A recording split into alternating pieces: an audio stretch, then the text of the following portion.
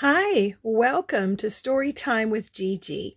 Today we're going to be reading from a new treasury collection of tales called Happily Ever After Story, Tales of Love and Friendship. Looks like it's going to be a focus on some Disney princesses.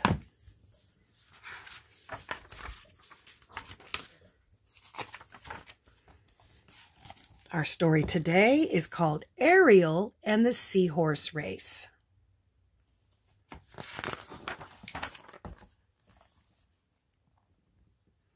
King Triton, ruler of all the oceans, stormed into the palace courtyard.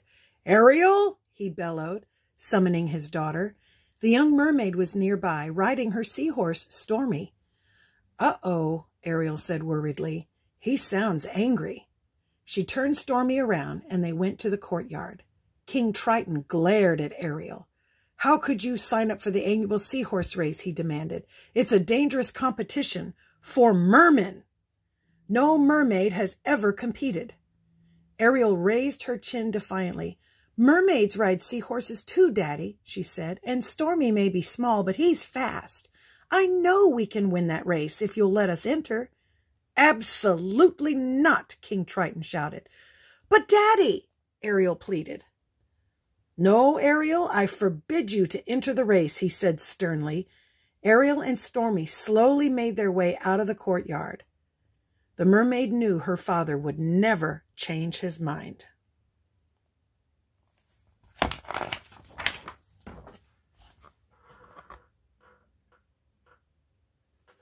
Ariel moped around the race course all week long.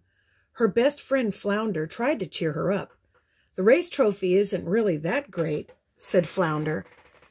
"I know what would make you happy, looking for some snarfblats or dinglehoppers." But for once, Ariel didn't want to look for human objects that had fallen into the sea. She only had one thing on her mind: the race. "Just isn't fair," she exclaimed. "I know I could win." "Yes," agreed Flounder. "If only you were a merman, then your father would let you enter the race." "That's it!" cried Ariel. "I'll be a merman. Ariel the merman. Flounder, you're a genius." Ariel zipped around the palace looking for a racing uniform and helmet. As she turned a corner, she swam straight into her father's advisor, Sebastian the Crab. "Teenagers," Sebastian muttered, "always in a hurry." "Sorry," Ariel said. "I guess I just hadn't racing on my mind." "You and your father both," the crab said as he adjusted his shell. "He keeps going to the closet to look at his old racing uniform. You know, he was your age when he entered his first competition." Ariel was surprised. King Triton had never told her that he used to race. "Thanks, Sebastian," said Ariel. Now she knew where to find a racing uniform.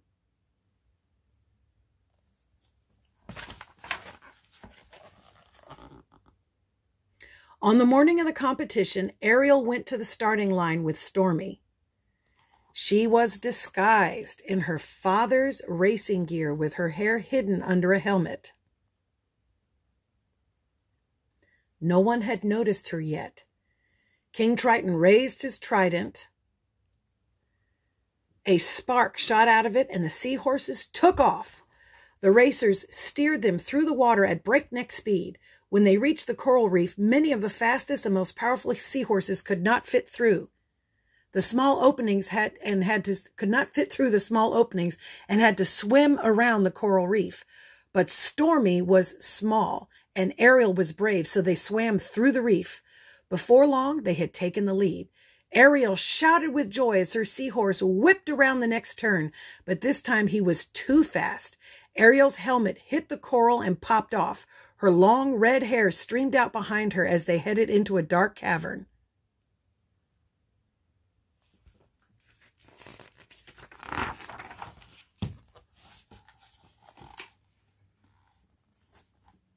One racer, Carpa, saw Ariel's red hair from behind. "A mermaid!" he cried in disbelief. He raced as quickly as he could, trying to overtake her. It was pitch black in the cavern, but Ariel and Stormy knew the way. They had been there many times before to search for treasure. Suddenly, Ariel and Stormy heard someone behind them. It was Carpa. He was closing in on them. Stormy swam out of the cavern at record speed. He headed for the last part of the race course, the seaweed hurdles. Ariel and Stormy swam over and under the seaweed hurdles. Now all of Atlantica could see them. The crowd gasped as the princess passed by with Carpa right next to her. King Triton rose from the royal box, a look of utter surprise on his face.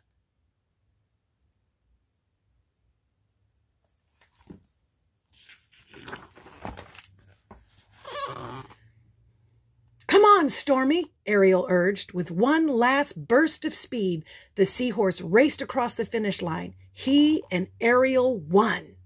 "Hooray!" the crowd roared. Even Carpa clapped.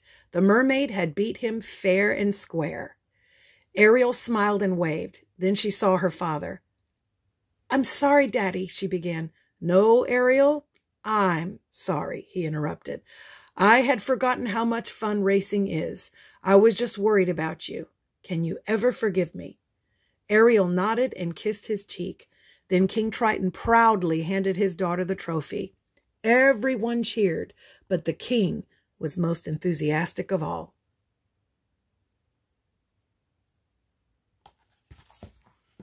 And that's our story. I hope you liked it. Make sure you like and subscribe and share with your friends.